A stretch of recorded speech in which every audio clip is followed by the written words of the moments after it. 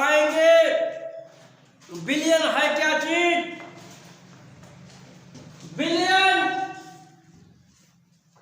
चीनी, पानी, नमक, अन्य पदार्थ का मिश्रण होता है। बिलियन किसे कहते हैं? दो या दो से अधिक पदार्थों का मिश्रण, सामग्री मिश्रण बिलियन कहलाता है। बिलियन पहला नंबर पे विलायक। सॉल्वेंट किसे कहते हैं? सॉल्वेंट का मतलब ये होता है, विलायक का मतलब जिसकी मात्रा अधिक हो वह विलायक कहलाता है। जैसे चीनी, जैसे जल है, एसीटोन है, ये विलायक होते हैं, सॉल्वेंट। जो अपने में घोल दे उसे विलायक कहते हैं। या विलायक विलयन में जिस घटक की मूल भौतिक अवस्था विलयन जैसी होती है उसे विलायक कहते हैं। विलायक में जल आता है। सॉल्यूट, विलेय, विलेय किसे कहते हैं?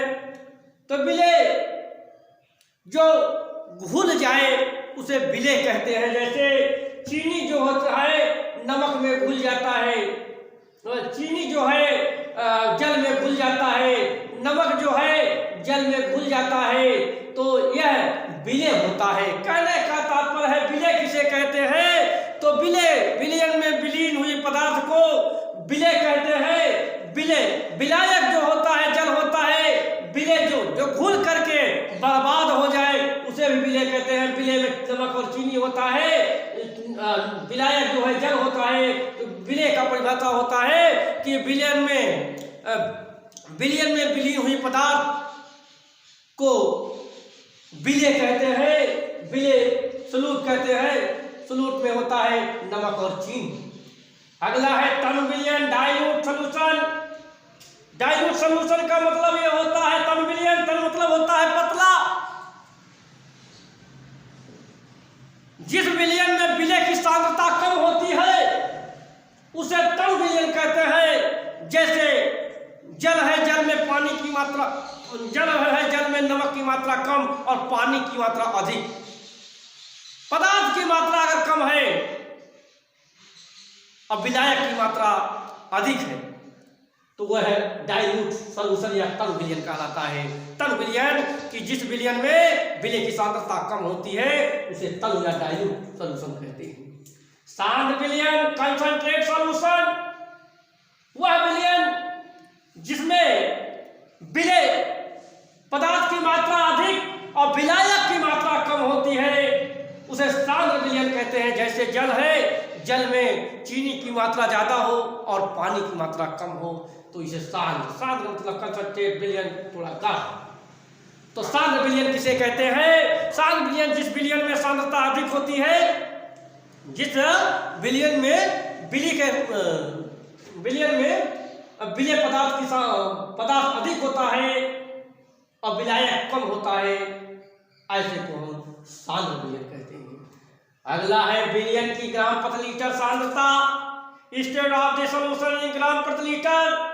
विलयन की सांद्रता, विलयन की सांद्रता किसे कहते हैं? तो विलयन की सांद्रता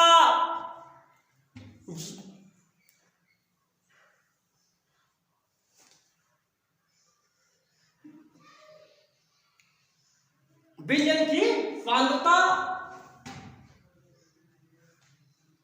state of the solution in gram प्रति लीटर।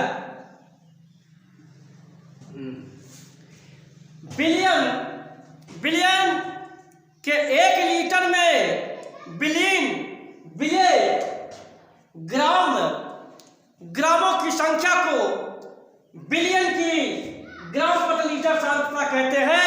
कहने का तात्पर्य है विलयन के 1 लीटर में विलेय ग्रामों की संख्या को हम विलयन की ग्राम प्रति लीटर सांद्रता कहते हैं। विलयन की सांद्रता या ग्राम प्रति लीटर बराबर विलेय का भार ग्राम में बटा विलयन का आयतन लीटर में। फार्मूला होता है। अगला है नॉर्मलता, विलयन की नॉर्मलता। विलयन के 1 लीटर में उपस्थित तुल्यांकों की संख्या नॉर्मलता कहलाती है। नॉर्मलता, विलयन की नॉर्मलता बराबर विलय के तुल्यांकों की संख्या बटा विलयन का आयतन लीटर में। विलय के तुल्यांकों की संख्या बराबर विलय का भार बटे विलय का तुल्यांकी भार। विलयन की नॉर्मलता बराबर होता है विलय का भार बटे विलय का तुल्यांकी भार बटा विलयन का आयतन लीटर में, या W बटा E/V लीटर में। अगला है विलयन की मोलरता। 1 लीटर विलयन में उपस्थित मोलों की संख्या विलयन की मोलरता कहलाती है। विलयन की मोलरता बराबर विलय के मोलों की संख्या बटा विलयन का आयतन लीटर में। अब विलय के मोलों की संख्या बराबर होता है विलय का भार बटे विलय का अणुभार। विलयन की मोलरता बराबर विलय का भार बटे विलय का अणुभार बटा विलयन का आयतन लीटर में, या W/V आयतन लीटर में। विलयन मोलरता ताप पर निर्भर नहीं करती, क्योंकि विलयन का आयतन ताप पर निर्भर करता है।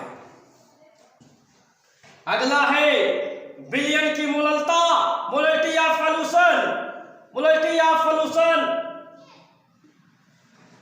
1